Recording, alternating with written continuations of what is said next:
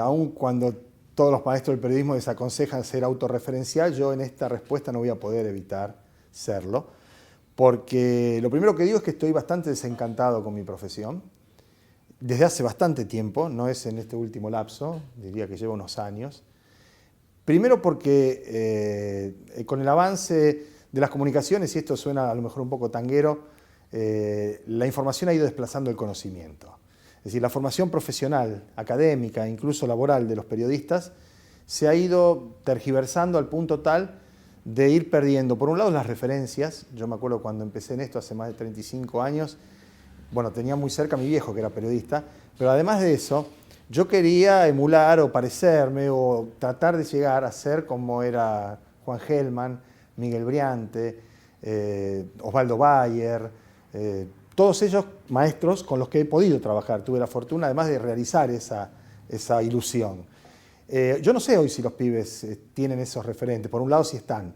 Tal vez por el recambio generacional deberíamos ser nosotros los que hace 35 años admirábamos a eso y no tenemos el piné. Y no tenemos el piné porque el paso del tiempo y las circunstancias del contexto nos han ido erosionando en algunos casos, generando otro tipo de expectativas, el compromiso político, en su momento la militancia también, ¿por qué no? La formación intelectual dura, sólida, el cable a tierra, ¿no? La presencia en las calles, el estar ahí, forjaba otro tipo de periodistas.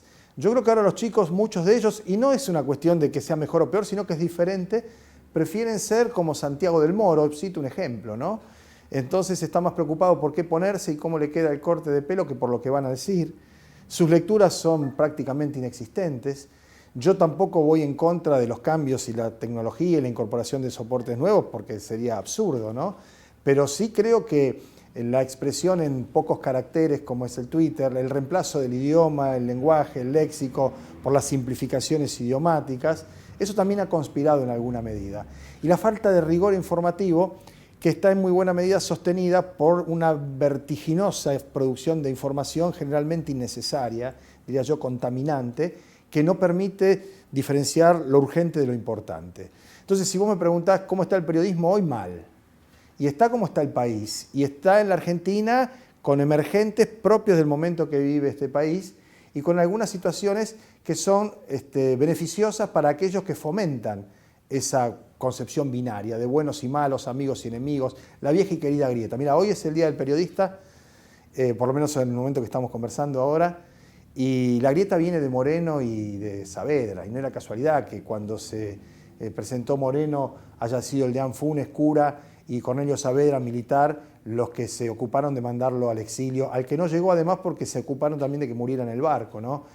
Moreno Mariano era el primer periodista desaparecido de una larga lista que hay en la Argentina y era precisamente por lo que pensaba, era diferente a los demás. Entonces, la grieta, ese negocio que se hace a partir de esa circunstancia, que favorece, por supuesto, intereses muy bien definidos y muy claros, ha conseguido, a partir del culto de la imagen, del poder permanente de la repetición, del poder económico, ¿no? En donde los medios son apéndices de grandes negocios de las mismas compañías que con el medio consiguen esos negocios y además se presionan y ejercen su poder para poder consolidarlos y seguir teniendo posiciones más dominantes, han conseguido generar esa suerte, digamos, de pensamiento binario. Y en el pensamiento binario la carga abrumadora de acusaciones, de falsedades, de infundios, es tremenda, ¿no? Y está este concepto que desde hace ya un par de años está circulando mucho entre nosotros, los periodistas y demás, que es el de la posverdad. A la gente no le interesa saber lo que pasa, sino ratificar lo que cree que está pasando. Y lo que cree que está pasando es una formación, en muchos casos hasta mitológica, a partir de ese bombardeo incesante en donde se cuentan las cosas y no se explican por qué, no se contextualiza. Yo creo que el trabajo del periodismo, y termino porque si no esto es un plomazo, es contextualizar. Con las redes sociales, con el Twitter, con la inmediatez, con la eliminación de la intermediación entre el que genera la noticia y el que la recibe, el único destino que tiene el periodista es contextualizar. Más que contar lo que pasa, tratar de explicar por qué pasa. Más que son las cosas, para qué son las cosas. La primera versión de la historia, que es una definición bastante aceptada del periodismo, creo que requiere el aditamento ahora de la explicación de la historia. No contarla únicamente, sino explicar o tratar de, digamos, de descular por qué pasan las cosas que pasan, quiénes se favorecen, quiénes se perjudican, por qué ocurren esas circunstancias. Yo creo que en ese sentido, como decía antes, es la formación del periodista lo que puede llegar a marcar alguna diferencia entre los que yo creo son buenos periodistas, gente útil para la sociedad en un servicio, como es esta profesión que nosotros abordamos, y los que son, empleados circunstanciales de determinados medios o empresas periodísticas, que también esto hay que decirlo, ¿no?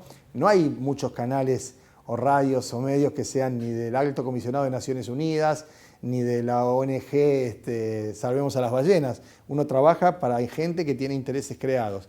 Bueno, pero el límite lo pone uno mismo, ¿no? Y el límite es muy preciso, un monosílabo, es no. Te dicen, ¿hace esto? No.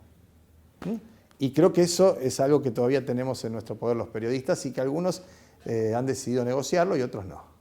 Muchas veces el periodista tiene que hacer una entrevista, una nota o reportear algo que sabe que no está bien y que no debe ser así. Ahora, avanzado la edad, el nivel de responsabilidad, la trayectoria, la carrera, la construcción del oficio de cada uno de nosotros, uno va asumiendo también responsabilidades, no es todo a favor. No es que ascendés, te pagan más, te mudas a una casa más linda, te divorciás de tu primera esposa y te casás con una más joven y más bella, sino que además, que eso pasa, tenés también otra posibilidad y más espalda, como para poder pararte y decir que no. Y yo creo que eso es lo que finalmente termina marcando las diferencias entre los periodistas que uno respeta, que admira, que considera, y entre otros que son saltimbanquis, advenedizos, aves de paso, que más tarde o más temprano, yo en eso estoy bastante kármico, creo que la pagan, creo que se la van a hacer sentir, ¿no? Yo creo que ninguna de las cosas que está ocurriendo acá desde hace mucho tiempo son gratis. El vuelto viene.